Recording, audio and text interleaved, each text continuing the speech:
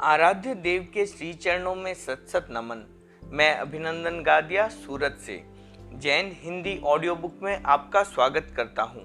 अगर आप इस चैनल पर नए हैं तो इसे सब्सक्राइब कर दीजिए और बेल आइकन प्रेस कर दीजिए, जिससे चैनल के नोटिफिकेशन आपको रेगुलर मिलते रहें।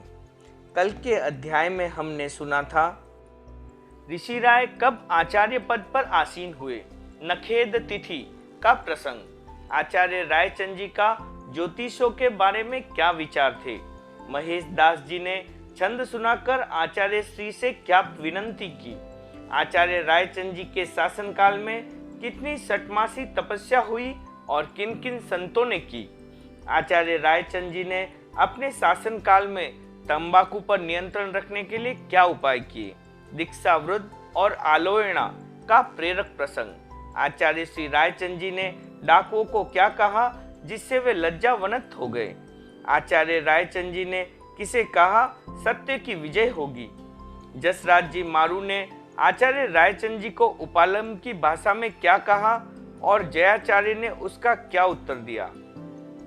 साध्वियों पर ऐसा क्या संकट आया कि उन्होंने अपने प्राण लेने की सोची, गृहस्थों के वहां से सुई लाने की आज्ञा न लेने पर आचार्य रायचंद जी ने किसे संघ से पृथक कर दिया। अब आगे तेरापन का इतिहास, शासन गौरव मुनि बुद्धमल जी, प्रकाशक जैन श्वेतांबर तेरापंथी महासभा, आचार्य श्री रायचंद जी, प्रभावशाली आचार्य, आसातना और दंड।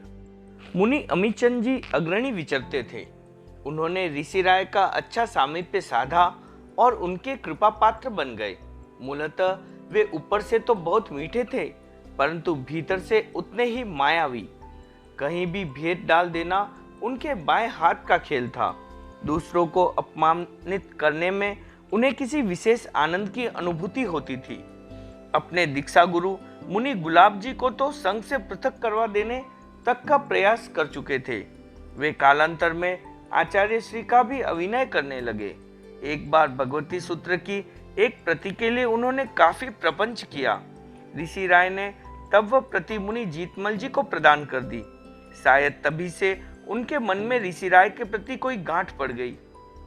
अपने माया में प्रहार की तैयारी में वे और अधिक नम्र एवं मीठे बन गए। सरल मना आचार्य श्री उनके बाह्य व्यवहार को ही वास्तविकता मानते रहे। उनकी छदता पर उन्होंने कभी ध्यान नहीं दिया। मुनि अमीचंद जी ने ऋषि राय के पास रहने वाले संतों को भी अपने प्रभाव में ले लिया। फिर ऋषि राय से कहा, मैं अपने सिंघाड़े के संतों सहित आपकी सेवा में रह जाऊंगा। फिर आप अन्य संतों को रखकर क्या करेंगे? बाहर भेजेंगे तो क्षेत्रों की संभाल होगी और नया उपकार होगा। ऋषि राय ने तब अपने साथ रहने वालों को विहार करवा दिया। मुनि स्वरूप चंद जी का सिंघाड़ा साथ में था। आषाढ़ मास में नाथ द्वारा से उन्हें भी मारवाड़ में विचरने का आदेश दे दिया। मुनि श्री ने निवेदन किया, आप पहले तो मुझे भेजते हैं और फिर वापस बुला लेते हैं। इस बार भी शायद आपको बुलाना पड़े, अतः क्यों न मुझे साथ में ही रख लिया जाए। ऋषि राय तो मुनि अमीचंद जी के विश्वास में निश्चिंत थे, अतः कहा, इस बार मैं बुलाऊं तो भी मत आना, यह मेरी आज्ञा है। मुनि स्वरूपचंद जी ने कहा, आप बुलाए और मैं न आऊं, ये कैसे हो सकता है? आवश्यकता होने पर आप बुलाने में संकोच मत करना। और वे विहार कर गए। मुनि अमीचंद जी ने अपनी योजना को आगे सरकाते हुए ऋषि राय से कहा, मैं आपके साथ हूँ ही, ये संत कुछ दिनों के लिए विचर आए तो अच्छा रहेगा। और उन्होंने अपने साथ वाले संतों को अन्यत्र भेज दिया। फिर एक दिन कहने लगे, मैं गोगुंदा चातुर्मास करूंगा, अतः आप राजनगर पधार जाए। वहां मुनि माणकचंद जी आदि संत हैं, वे आपके साथ रह लेंगे। ऋषि राय को उनका वह व्यवहार बहुत अपमानजनक लगा, परंतु अब क्या हो सकता था? अन्य कोई संत भी तो पास में नहीं था। उन्होंने तब राजनगर चले जाना ही निरापद समझा। विहार किया तो मुनि अमीचंद जी बनास नदी तक तो साथ गए। फिर कहने लगे, आपके साथ जाऊंगा और फिर वापस आऊंगा, इस प्रकार व्यर्थ ही 2 बार नदी लगेगी। आप पधार जाइए, मैं वापस जाता हूँ। ऋषि राय ने मुनि अमीचंद जी की दुर्नीति को अच्छी तरह से समझ लिया, अतः आगे न जाकर वापस नाथद्वारा आ गए। भाइयों ने तब मुनि स्वरूप चंद जी के पास कासिद भेजकर सूचना करवाई कि उन्हें वापस नाथद्वारा पधारना है। मुनि श्री आमेट होते हुए कुआथल तक पहुंच गए थे। उक्त समाचार पाकर वहां से वापस लौट पड़े। जब नाथद्वारा पहुंचने में एक मंजिली शेष रही, तब मुनि अमीचंद जी ऋषि राय को अकेला छोड़कर विहार कर गए। ऋषि राय ने जाते समय उनसे कहा, तुमने ऐसी असाधना की है कि 6 महीनों के अंदर ही तुम्हें उसका दंड भोग लेना पड़े तो आश्चर्य नहीं। दूसरे दिन मुनि स्वरूप चंद जी ने ऋषि राय के दर्शन कर लिए और फिर संवत 1894 के नाथद्वारा चातुर्मास में उनकी सेवा में ही रहे। मुनि अमीचंद जी ने अपना वह चातुर्मास गोगुंदा में किया। अत्यंत उग्र पुण्य और पाप के फल तत्काल इसी जन्म में मिल जाते हैं, ये उक्ति वहां उन पर चरितार्थ हो गई। उन्हें वहां तीव्र रुग्णावस्था भोगनी पड़ी। कार्तिक मास में शीत उगड़ आया, अतः ज्वर और सन्निपात में पागल की तरह बकते जगते ही उनका शरीरांत हुआ। कहा जा सकता है कि गुरु की असाधना का उन्हें प्रत्यक्ष दंड भोग लेना पड़ा। उत्तराधिकारी का चयन। ऋषि राय ने संघीय व्यवस्थाओं में सहयोगी की आवश्यकता का अनुभव किया। शायद मुनि अमीचंद जी का अभिनय उसमें मुख्य कारण था। एक और आचार्य पद के महत्व की अवज्ञा करके मुनि अमीचंद जी गोगुंदा की ओर विहार कर गए, तो दूसरी ओर मुनि स्वरूप चंद जी थोड़ा सा संकेत मिलते ही वापस सेवा में उपस्थित हो गए। इन दोनों घटना की तुलना ने आचार्य श्री को सोचने के लिए बाध्य किया। उन्होंने उसी समय उत्तराधिकारी नियुक्त करने के विषय में बहुत गंभीरता से चिंतन किया।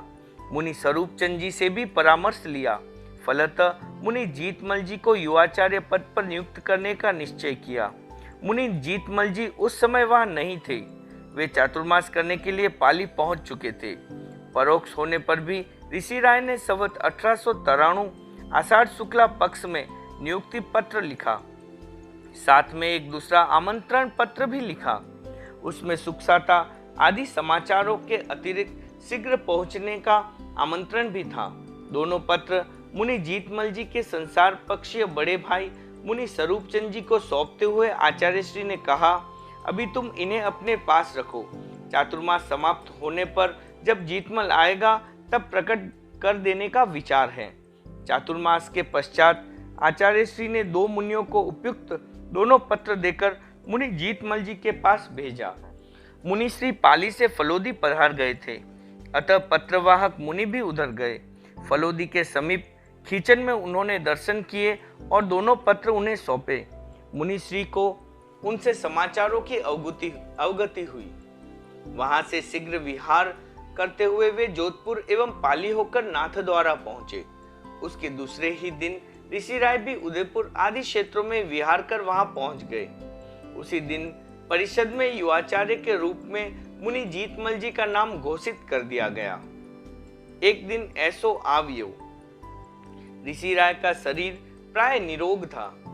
आखिरी वर्षों में उनके थोड़ी बहुत सांस की गड़बड़ कभी कभी अवश्य हो जाया करती थी। उसके अतिरिक्त और कोई रोग उनके शरीर में नहीं था। औषधि लेने का काम तो रोगियों के ही पड़ा करता है। निरोग प्राय स्वतः ही उससे बच जाते हैं। ऋषि राय निरोग तो थे ही, साथ ही उन्हें औषधियों से एक प्रकार की मानसिक घृणा थी। कोई साधारण सी गड़बड़ में औषधि लेता तो उन्हें और अधिक रोगी बनने का प्रयास करने जैसा मालूम होता। वे प्राय अधिक औषधि लेने वालों को टोक भी दिया करते थे। संवत 1903 के जयपुर चातुर्मास में घोड़े की टक्कर लग जाने के कारण ऋषि राय के हाथ की हड्डी उतर गई। उससे वहां चातुर्मास के बाद भी प्राय पूरे चैत्र मास तक रहना पड़ा। उस अवसर पर औषधि लेने तथा तेल आदि की मालिश कराने की भी आवश्यकता पड़ी। तेल आदि चिकने पदार्थों से तो उन्हें औषधि से भी कहीं अधिक घृणा थी, पर हड्डी उतरने पर तो वह नितांत आवश्यक हो गया। अतः उन दिनों प्रतिदिन तेल की मालिश करवाया करते थे। चातुर्मास के पश्चात संत सत्यों ने ऋषि राय के दर्शन जयपुर में ही किए। युवाचार्य जीतमल जी भी वहां पहुंचे। ऋषि राय को तेल लगवाते देखकर उस बात का मीठा आनंद लेते हुए उन्होंने एक दोहा निवेदित करते हुए कहा, कोई तेल लगाव तो करता तिणस्यु तर्क, एक दिन ऐसो आवियो गुरु हुआ तेल में गर्क। युवाचार्य के उस सामायिक कथन पर स्वयं ऋषि राय तो हंसे ही, साथ ही सारा वातावरण भी समयहीन हो गया। कुशल लिपिकार।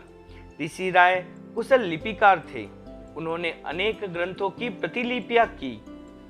सबसे सुंदर 718 पन्नों में उनके हाथ से लिखा हुआ टब्बे सहित भगवती सूत्र हैं। उसका लिपि संवत 1877 है। वह लाडनू शासन ग्रंथ भंडार में सुरक्षित है। जनोपकारक यात्राएं। मालव यात्रा। ऋषि राय की देशाटन में बड़ी अभिरुचि थी। उन्होंने अपने शासनकाल में नए क्षेत्रों एवं नए देशों की अनेक यात्राएं की।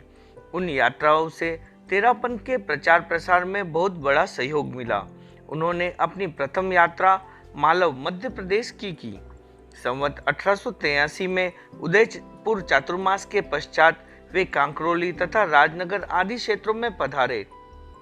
वहां 70 साधु साध्वियां एकत्रित हुए। मारवाड़ तथा मालव से काफी लोग दर्शनार्थ आए। उन्होंने अपने अपने क्षेत्रों में पधारने के लिए प्रार्थना की। ऋषि राय ने तब मालव की ओर पधारने का निश्चय किया। उस यात्रा में ऋषि राय के साथ 54 साधु साध्वियों का संग था। आवश्यकता अनुसार विभिन्न क्षेत्रों में सिंगाड़ों को ठहराते हुए वे आगे पधारते गए। उस समय काफी नए लोग समझे और धर्मानुरागी बने। अनेक स्थानों पर शास्त्रार्थ भी हुए। उनमें खाचरोद, रतलाम, उज्जैनी तथा बड़नगर आदि के शास्त्रार्थ विशेष उल्लेखनीय थे। प्रत्येक शास्त्रार्थ में तेरापंथ की मान्यताओं को शास्त्रीय आधार पर कसकर देखने का अवसर मिला। उनकी सत्यता ने आगे से आगे लोगों को प्रभावित किया। जाबुआ में पधारे तब वहां के नरेश तथा राजकुमार विशेष संपर्क में आए। दोनों ही ऋषि राय के प्रति बड़े श्रद्धाशील बन गए। उनके भक्ति भाव ने अन्य लोगों की भावना को भी विशेष रूप से प्रभावित किया। उस समय की जनता के लिए राजा का लवाजमा, हाथी की सवारी, बाजे गाजे, ये बाह्य तामझाम भी साधारणतया बड़ा आकर्षक होता था। तब फिर उनका एक श्रद्धालु श्रावक की तरह व्याख्यान में आकर बैठना और स्वयं को एक सेवक निरूपित करना तो विशेष प्रभावकारी रहा हो तो आश्चर्य ही क्या। ऋषि राय ने अपना उस वर्ष का चातुर्मास पेटलावद में किया। 9 संतों का वह समागम वहां की जनता के लिए विशेष प्रभावकारी रहा। मालव के अन्य अनेक क्षेत्रों में भी उस वर्ष चातुर्मास करवाए गए। थली में पदार्पण। ऋषि राय की दूसरी यात्रा संवत 1886 के पाली चातुर्मास के पश्चात थली में पधारने की थी। मेवाड़, मारवाड़ और ढूंढाड़ आदि के विहरण को यात्राओं में यहाँ इसलिए नहीं गिना है क्योंकि उस समय वे ही मुख्यतः विहार क्षेत्र थे।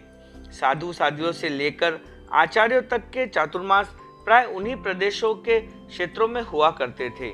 थली उस समय तक तेरापंथ का विहार क्षेत्र नहीं बना था। लंबे समय तक वहां के ओसवाल समाज की धार्मिक बागडोर प्राय यति वर्ग के हाथ में ही रही।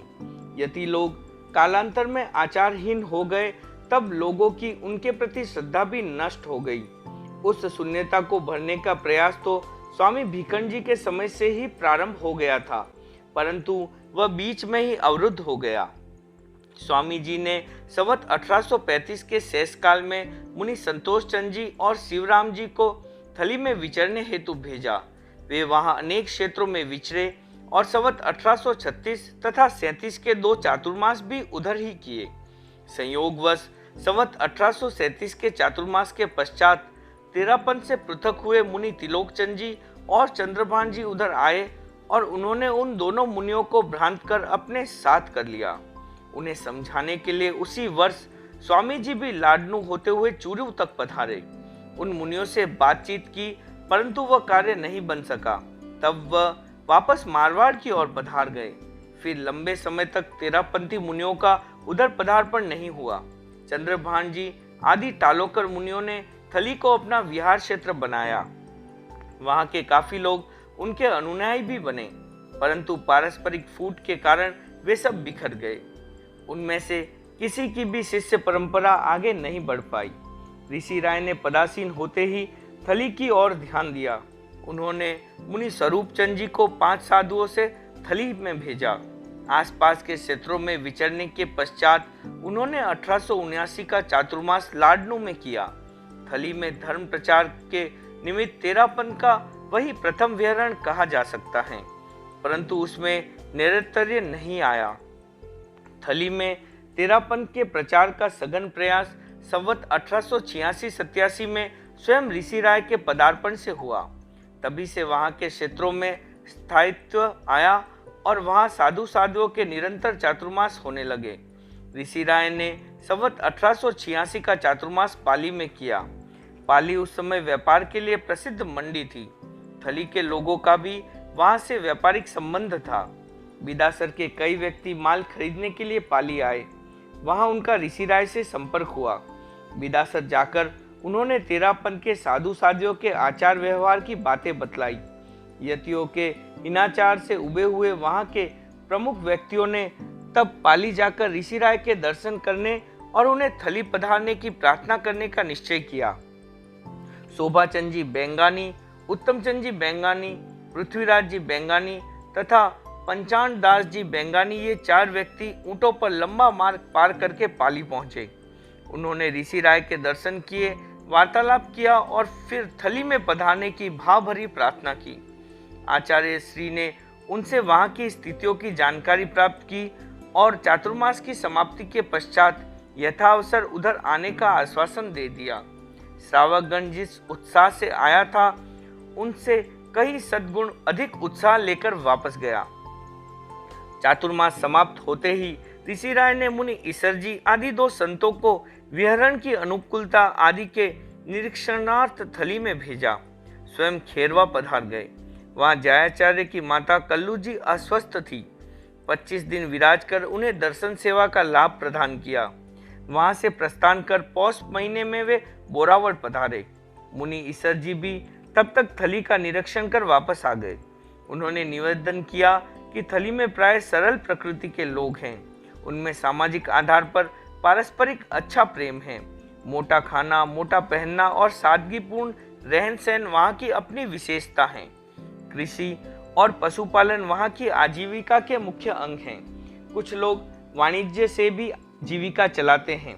गांवों का निवास, दूध दही की बहुलता तथा आवश्यक शरीर श्रम, इन तीनों बातों ने थली निवासियों को स्वस्थता और सहिष्णुता प्रदान की है। लोगों में संत जनों के प्रति आदर भाव तथा धार्मिक जिज्ञासा अच्छी है। आपके पदार्पण से वहां धार्मिक जागृति होने की प्रबल संभावना है। मुनिजनों के उक्त प्रतिवेदन पर ऋषि राय ने बोरावट से थली की ओर प्रस्थान किया। संवत 1886 में पोष के अंत या माघ के प्रारंभ में उन्होंने थली में प्रवेश किया। लाडनू, बिदासर और रतनगढ़ में विराजते हुए वे उस समय चूरू तक पधारे। वहां लगभग 22 दिन विराजे। इस प्रकार शेष काल में अनेक क्षेत्रों में विहार करने के पश्चात संवत 1887 का चातुर्मास ऋषि राय ने बिदासर में किया। उस वर्ष वहां के और भी अनेक क्षेत्रों में चातुर्मास करवाए गए। अतृप्त मरुभूमि जिनवानी की अमृत वर्षा से तृप्त हो गई। लोग धर्म भावना से आप्लावित हो गए। जहां जहां चातुर्मास करवाए गए वहां सब जगह ही प्राय अच्छा उपकार हुआ। बिदासर चातुर्मास के अतिरिक्त चूरू में मुनि जीतमल जी, ऋणी में मुनि स्वरूप चंद जी और रतनगढ़ में मुनि ईसर जी आदि के चातुर्मास करवाए गए। कुछ अन्य क्षेत्रों में साध्वियों के चातुर्मास हुए। उस एक ही वर्ष में वहां जो धर्मोद्योत हुआ उसका वर्णन करते हुए जयाचार्य ने लिखा है। वर्ष 87 सुखकार हुयो धर्म उद्योत अपार, थया थली देश में थाट 4 तीर्थ तना गह धाट।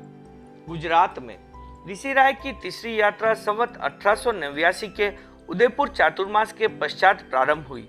वह पिछली दिनों की यात्राओं की अपेक्षा बहुत लंबी थी। उसमें गुजरात, सौराष्ट्र और कच्छ इन तीनों देशों में पधारना हुआ।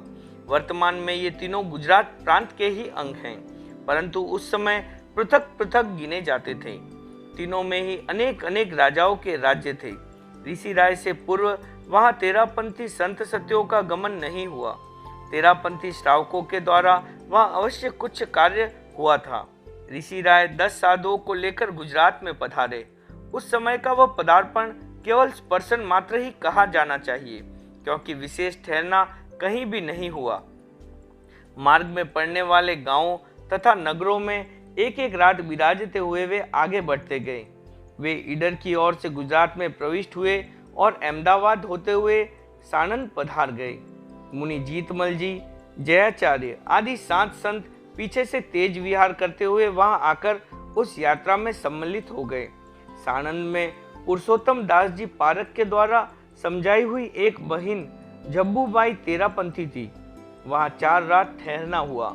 सौराष्ट्र में गुजरात में सौराष्ट्र के लिए विहार करते हुए ऋषि राय लीमड़ी पधारे। वहां भी पुरुषोत्तम दास जी पारक के समझाए हुए 13 भाई तेरापंथी थे। वहां 10 रात ठहरकर बड़वाण पधारे। वहां उन दिनों दरियापुरी संप्रदाय के शंकर ऋषि आए हुए थे। उन्होंने ऋषि राय को कुछ दिन ठहरने के लिए काफी आग्रहपूर्वक कहा, किंतु एक रात विराज कर ही उन्होंने वहां से ध्रांगध्रा की ओर विहार कर दिया। उन्हें कच्छ में जाने की शीघ्रता थी, अतः कहीं भी अधिक ठहरने की स्थिति नहीं थी। अन्यत्र अधिक दिन लगा देने से कच्छ के रण में पानी भर जाने की संभावना थी। ऋषि राय की इच्छा थी कि रण में पानी आने से पहल वहां विचरण कर वापस मारवाड़ की ओर पहुंच जाए। इसलिए उस यात्रा में केवल देशाटन ही अधिक रहा। मालव या थली की तरह यदि वहां भी चातुर्मास करने के ध्यान से पदार्पण होता तो संभवतः है तेरापंथ के प्रसार का वह एक अच्छा अवसर होता, परंतु उस समय ऐसा नहीं किया जा सका। संभव है सामायिक परिस्थितियां बाधक रही हो। कच्छ में प्रवेश करने के बाद उनका बेला में पदार्पण हुआ। वहां टीकम जी डोसी की श्रद्धा के व्यक्ति बहुत थे। टीकम जी डोसी तेरापंथी श्रावक ही थे। उन्होंने गेरूलाल जी व्यास के पास तत्व समझकर श्रद्धा ग्रहण की थी। संवत 1853 तथा 59 में मारवाड़ में जाकर स्वामी जी के दर्शन किए थे। दूसरी बार गए तब शास्त्राध्ययन एवं स्वाध्याय करते समय मन में उठे प्रश्नों को भी लिखकर ले गए और स्वामी जी से उनका समाधान प्राप्त किया। उन्होंने कच्छ में सैकड़ों व्यक्तियों को तेरापंथी बनाया। अंतिम वर्षों में योग विषयक कुछ बोलों में उनको संदेह रहने लगा। स्वामी जी दिवंगत हो चुके थे, अतः उपयुक्त समाधान देने वाला भी उन्हें कोई दिखाई नहीं दिया। उन्होंने तब अपने मन को इसी आधार पर टिकाया कि अब इनका समाधान तो सिमंदर स्वामी ही करेंगे। डोसी जी ने उन बोलों के विषय में जो धारणा बनाई, वही उनके द्वारा बनाए गए श्रावकों में भी आगे से आगे संक्रांत होती चली गई। जब ऋषि राय वहां पधारे तब मतभेद वाले बोलों के उत्तर देकर उन लोगों को समझा लिया। आचार्य श्री वहां 10 रात ठहरे। बेला से अंजार तथा मंदरा होकर ऋषि राय मांडवी पधारे। वहां पुरुषोत्तम दास जी पारक के समझाए हुए काफी श्रावक थे। प्रथम बार गुरु के दर्शन पाकर वे बड़े आह्लादित हुए। उन्होंने अपने यहाँ चातुर्मास करने के लिए ऋषि राय से काफी आग्रह किया, पर उनकी आशा सफल नहीं की जा सकी। केवल 6 रात विराज कर समुद्र और नारियलों के वन देखते हुए ऋषि राय ने मारवाड़ की ओर विहार कर दिया। क्रमशः लक्ष्य की ओर बढ़ते हुए जब वे आड़ेसर पहुंचे तो वहां बेला के भाइयों ने आकर दर्शन किए और चातुर्मास की बहुत प्रार्थना की। उनका अत्यंत आग्रह देखकर ऋषि राय ने वहां मुनि कर्मचंद जी आदि 3 संतों को चातुर्मास के लिए भेजा।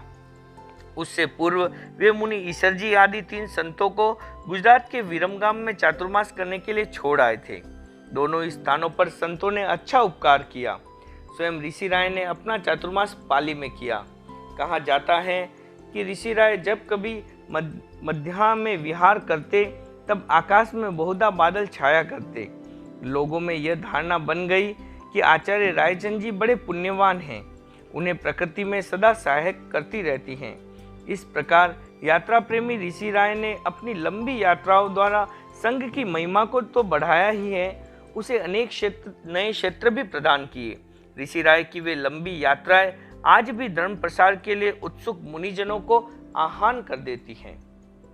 अंतिम अवस्था, मालव की प्रार्थना। संवत 1908 में ऋषि राय ने अपना चातुर्मास उदयपुर में किया। वहां मालव के लोग काफी संख्या में दर्शन करने के लिए आए। उन्होंने दूसरी मालव यात्रा के लिए निवेदन किया।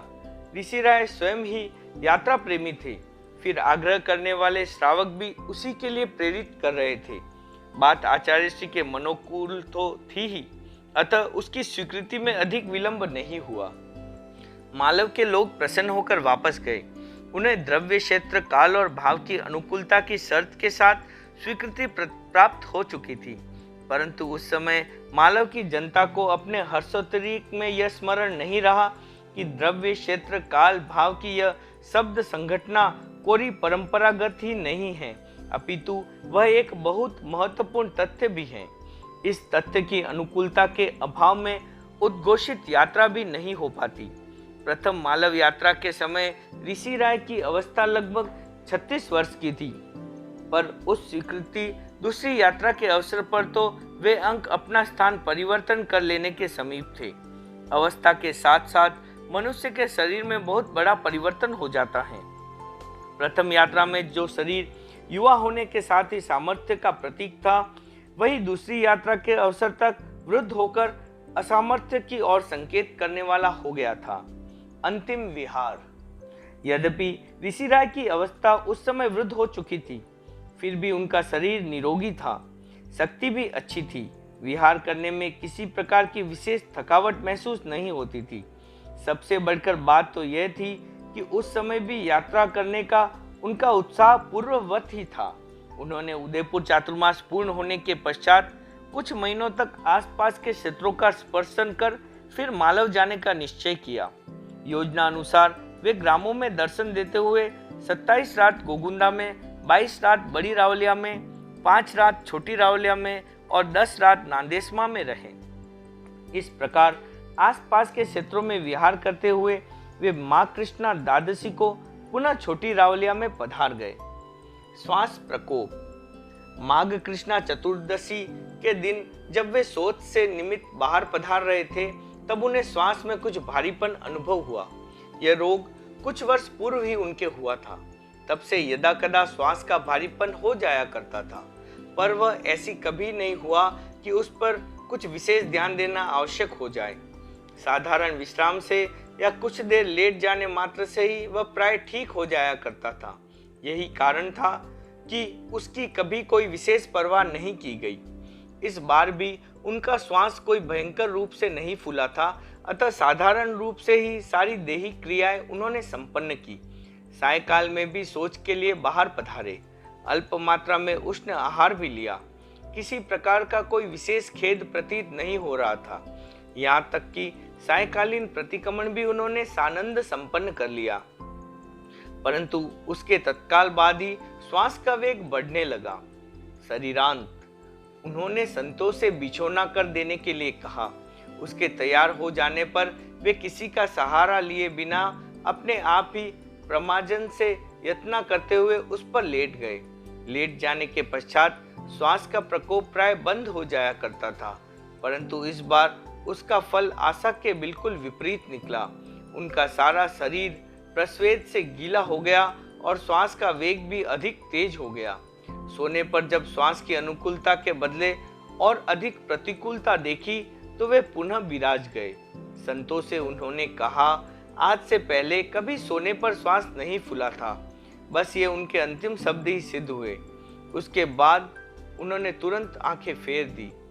कुछ संत उनकी पीठ को हाथ को सहारा दिए हुए बैठे थे और कुछ आसपास में उनकी परिचर्या निमित्त सावधानी से उनकी ओर देख रहे थे, पर मृत्यु ने उन पर इतनी तेजी से और इतना अचानक आक्रमण किया कि किसी को उसके आगमन का कोई पूर्व अनुमान भी नहीं हो पाया। वे संतों के हाथों का सहारा लिए हुए जैसे बैठे थे वैसे ही दिवंगत हो गए। वह दिन संवत 1908 माघ कृष्णा चतुर्दशी का था। उस समय लगभग 1 मुहूर्त रात्रि व्यतीत हुई थी। ऋषि राय के उस अचानक शरीरपात से स्वभावतः ही सारे संघ को बड़ा खेद हुआ। जिसने वह बात सुनी उसी ने उस पर विश्वास नहीं करना चाहा, पर मनुष्य की चाह के अनुसार ही तो सब कुछ नहीं होता।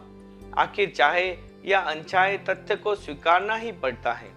उनके दिवंगत होने की वह बात रातों रात दूर दूर तक पहुंच गई। नांदेसमा बड़ी रावलिया, गोगुंदा आदि पार्श्वस्थ ग्रामों के लोग रात रात में ही वहां पहुंच गए। प्रातः काल तक वहां हजारों व्यक्ति एकत्रित हो गए। ऐसे अवसर के लिए आवश्यक सारी सामग्री भी रात रात में ही एकत्रित की गई। देव विमान के समान 13 गुमटियों की वैकुंठी तैयार की गई। बाजे गाजे के साथ शोभा यात्रा निकाली गई। सोने और चांदी के फूलों की उछाल की गई। चंदन और पीपल की लकड़ी से दाह कर्म संपन्न किया गया। सैकड़ों रुपयों का व्यय किया गया। ज्ञातव्य विवरण। महत्वपूर्ण वर्ष। आचार्य श्री रायचंद जी का जन्म संवत 1847 में हुआ। उनकी दीक्षा 1857 चैत्र पूर्णिमा को हुई। उन्हें युवाचार्य पद 1877 वैशाख कृष्णा नवमी को प्रदान किया गया। उन्हें आचार्य पद 1878 माघ कृष्णा नवमी को प्रदान किया गया। उनका स्वर्गवास संवत 1908 माघ कृष्णा चतुर्दशी को हुआ। महत्वपूर्ण स्थान। आचार्य श्री रायचंद जी का जन्म स्थान बड़ी रावलिया, उनका दीक्षा स्थान बड़ी रावलिया, युवाचार्य पद स्थान केलवा, आचार्य पद स्थान राजनगर, स्वर्गवास स्थान छोटी रावलिया। आयुष्य विवरण। आचार्य श्री रायचंद जी का गृहस्थ 11 वर्षों का रहा। साधारण साधु पद 20 वर्षों का रहा। युवाचार्य पद 9 महीने का, आचार्य पद 30 वर्ष का और उनकी संपूर्ण आयु 62 वर्ष की रही। विहार क्षेत्र। ऋषि राय के विहार क्षेत्र में राजस्थान के तत्कालीन राज्य मेवाड़, मारवाड़, ढूंढाड़ तो थे ही, उनके अतिरिक्त थली, मालव, गुजरात, सौराष्ट्र और कच्छ को भी उन्होंने अपने विहार क्षेत्र में सम्मिलित कर लिया। चातुर्मास विवरण। ऋषि राय ने 3 चातुर्मास स्वामी भीखंड जी के साथ और 18 चातुर्मास आचार्य भारमल जी के साथ किए। आचार्य अवस्था में उन्होंने 30 चातुर्मास किए। उनका विवरण इस प्रकार है। स्थान पाली चातुर्मास 8 1879, 82, 86, 90, 93, 96, 1902 और 5। जयपुर में 6 चातुर्मास 1880, 92, 97, 1900, 1903 और 1907। पिपाड़ में 1 1881, उदयपुर में 4 1883, 89, 95 और 1908। पेटलावद में 1 1884, नाथद्वारा में 5 1885, 88, 94, 1901 और 1904। विदासर में 2 1887 और 1899। गोगुंदा में 1 1891, लाडनू में 2 1898, 1906। शिष्य संपदा। ऋषि राय पदासीन हुए उस समय धर्मसंघ में 35 साधु थे। भीखंड जी के 6, भारमल जी के 29, टोटल 35 तथा 42 साध्वियाँ थी। भीखंड जी के 10, भारमल जी के 32, टोटल 42 विद्यमान थी। ऋषि राय के शासनकाल में 245 दीक्षाएं हुई। उनमें 77 साधु और 168 साध्वियाँ थी। उनके युग में 29 साधु, भीखंड जी के 6, भारमल जी के 13, रायचंद जी के 10, टोटल 29 और 65 साध्वियाँ, भीखंड जी के 10, भारमल जी के 21, रायचंद जी के 34, टोटल 65 दिवंगत हुई। 16 साधु, भारमल जी का 1, रायचंद जी के 15 और 2 साध्वियाँ आचार्य रायचंद जी की बहिर्गत हुई। ऋषि राय दिवंगत हुए उस समय 67 साधु, भारमल जी के 15, रायचंद जी के 52 और 143 साध्वियाँ, भारमल जी के 11, रायचंद जी के 132 धर्मसंघ में विद्यमान थी। कल के अध्याय में हम सुनेंगे आचार्य जयाचार्य का आचार्य काल, 13 पंथ के लिए निर्माण काल क्यों सिद्ध हुआ, श्री जयाचार्य का जन्म कहाँ हुआ था। जीतमल जी के बाल्यकाल में जब वे बीमारी से पीड़ित थे तब साध्वी अजबू जी ने उनकी संसार पक्ष से भाभी कल्लू जी से क्या कहा। जीतमल जी में दीक्षा की भावना के अंकुर कब फूटे। जयाचार्य श्री के पिताजी का देहावसान कब और कैसे हुआ। जयाचार्य श्री की सगाई कहाँ की गई। जीतमल जी की माता कल्लू जी को किशनगढ़ में आचार्य भारमल जी की सेवा का अवसर मिल गया। लाला हरचंद लाल जी जौहरी का ध्यान बालक जीतमल पर क्यों गया। कल्लू जी ने पुत्र जीतमल जी के बारे में क्या निर्णय किया। जीतमल जी को दीक्षा कब कहाँ और किसके द्वारा प्रदान की गई? किस बहन की भावना का आम 12 वर्षों के पश्चात फलित हुआ? आचार्य भारमल जी ने संस्कार अर्जन के लिए मुनि जीतमल जी को किनके पास सौंपा था? मुनि जीतमल जी ने ऐसा क्या किया कि विरोधी लोग भी कहने लगे कि इस संघ की जड़ें कोई नहीं हिला सकता? आचार्य भारमल जी ने मुनि हेमराज जी से क्यों कहा कि जीतमल कोई आचार्य थोड़े ही हो गया है? विजय परिहार का प्रेरक प्रसंग। ओम अरहम।